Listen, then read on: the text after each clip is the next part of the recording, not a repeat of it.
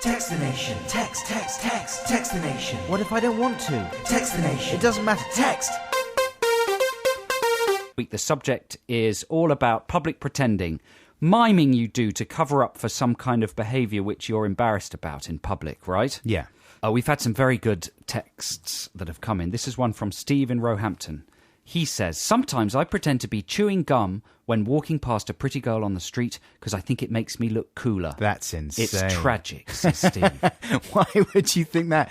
You know what? I've turned into my dad about chewing gum. I think it looks dreadful. Really? I really do. When I see people chewing gum, and when I see myself chewing gum sometimes, if I've been interviewed or whatever, I think that's a shame. I shouldn't have done that. Who was it? Adele? Does she sing Chasing Pavements? I think so. She was at the Brits and she was interviewed by Mel and Sue backstage or whatever it was. Mel and who was it? Mel Blatt and Nicole Appleton. Anyway, she was chewing gum like for England, Adele, and it looked awful. If I was her mum, I would say, listen, you might be a soul singing genius with lots of awards, but take that gum out of your mouth at this instant. Here's one from Paul in Hitchin. He says, good morning, Adam and Joe. Sometimes when I've locked my van at work, I walk away from my van and suddenly think, did I lock my van?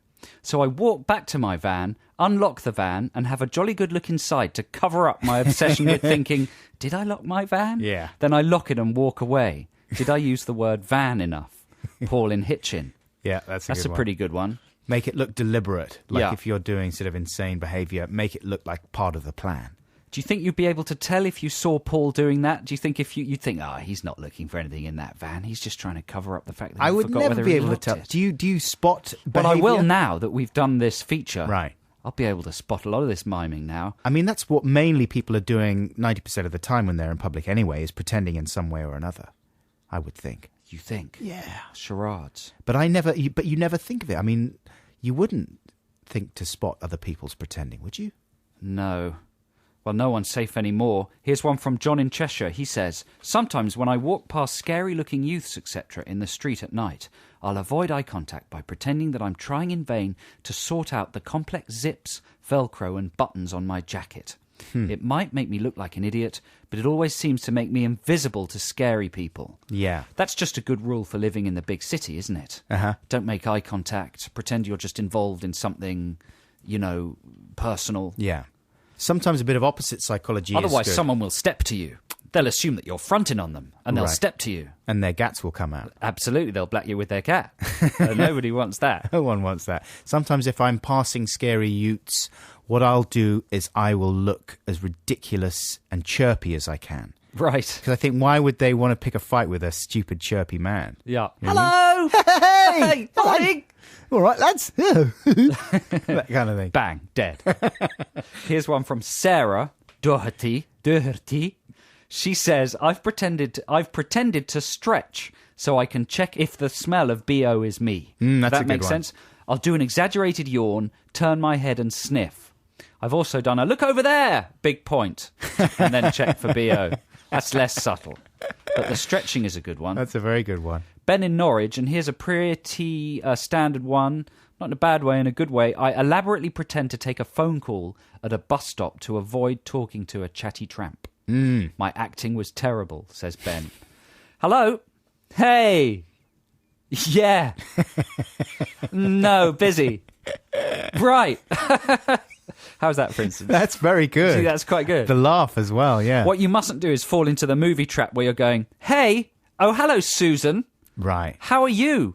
How was the charity shop? You're saying everything back to her, which they say in movies for expositional purposes, but you Yes. never do that in real life. At 12:30 at the bingo hall, see you there, that kind of thing. Do you know what I mean? Yeah. Don't do that. Hello?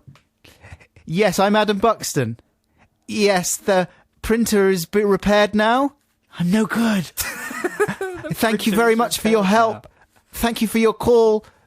Oh, Was that the printer? I'm helpline hanging up. phoning you back. Yeah. Yeah, that's good. That's good, you see. That's detail. That's what they Makes did. it seem more realistic. They phoned me back during the week, you know. Right, it wasn't real, though. Oh, no, it Was wasn't. it? No, it was. It was actually real. Was it? They phoned me back and they said, because you remember I said I'd been on their Don't helpline. tell us about it. Well, you asked.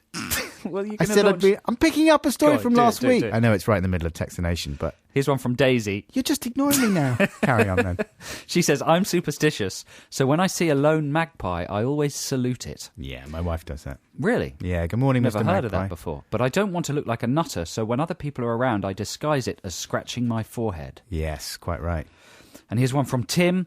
If I realise I'm walking the wrong way and I need to do a 180-degree turn, I stop at the side of the street and pretend I've got a text. I then leave the other way. I've got to say, I've done that in the past. Yeah. Oh, Tommy's texted and we're not meeting at that corner. We're meeting at the other corner. Right.